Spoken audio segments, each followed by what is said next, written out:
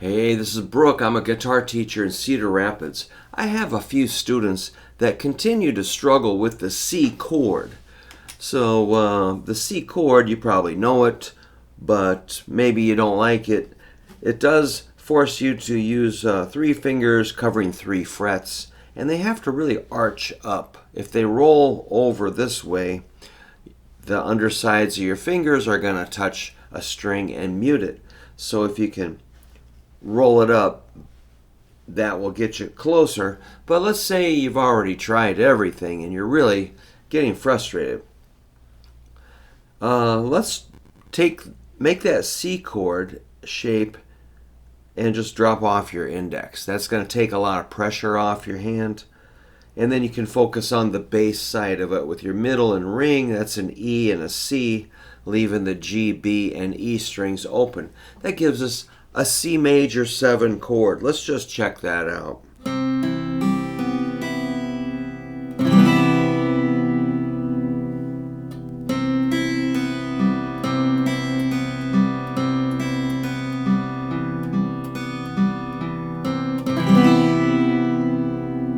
Mellow. So major 7th chords are kind of like that cotton candy sounding chord. It's really kind of soft and dreamy.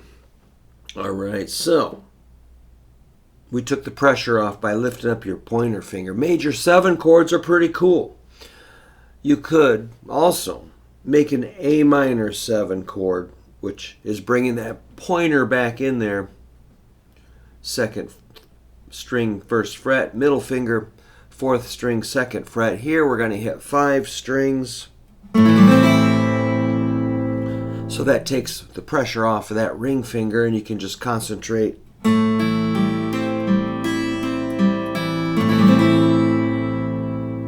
wonder what it would sound like going from C major 7 to A minor 7. Let's check it out.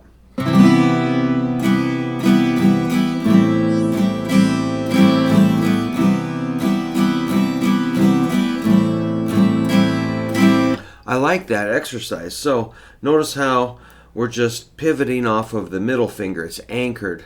So in a way, that's really kind of my philosophy on forming chords. As far as these basic cowboy chords, start with your middle finger. Usually that's the basis. Students often want to base everything on their index finger and kind of crank their wrist around and wonder why it hurts. It could work, but I don't like it. Let's go middle.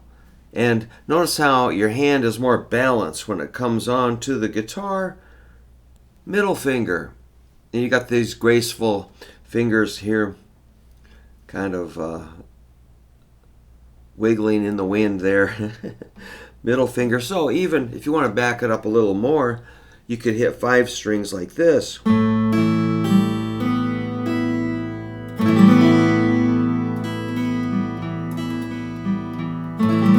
So that's back to my old chord yoga idea.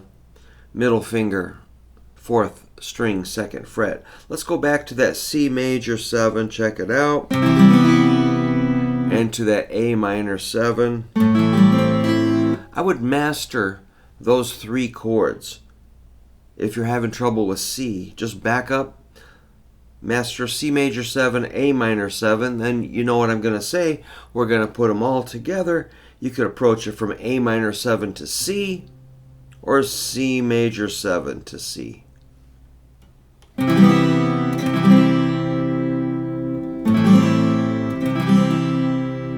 So yeah, it's just kind of these annoying little technical problems we have to solve. If C is still driving you nuts, jump over to the F major 7 chord, which is kind of a neighboring chord.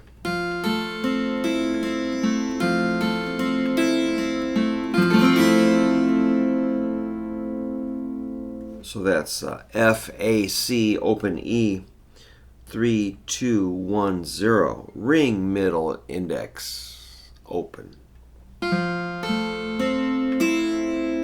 Take that and jump it to the C. Keeping pointer finger on 1st fret, 2nd string.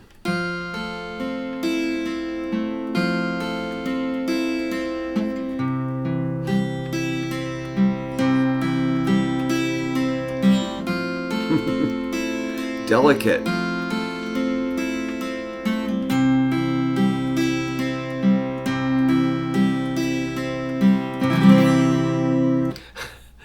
Yeah, so F major 7 might reinforce whatever it takes to make a C, and plus they sound good together. While you're at it, you could jump it over to this G6 like this.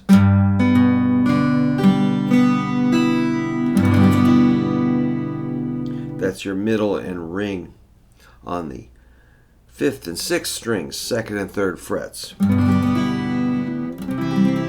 Maybe take that to the C chord. Well, those are just some ideas that I would use. If a student is struggling, I like to give them some options or workarounds, so it's not like I don't just say, well, practice harder. That's not helpful. You know, try to give them some real steps they can do. Well, thanks for letting me show you that. Hope it wasn't too boring, but yeah, you gotta master that C chord. So thanks for working on it. I think it's worth knowing your basic C chord and just relate it to the C major 7, A minor 7, F major 7, and G6. And all of these can be found in my chord book. If you want to get a copy of it, I just printed 10 new copies. So small time, no AI, just me and my experience of practicing and teaching. All right, thanks for stopping by.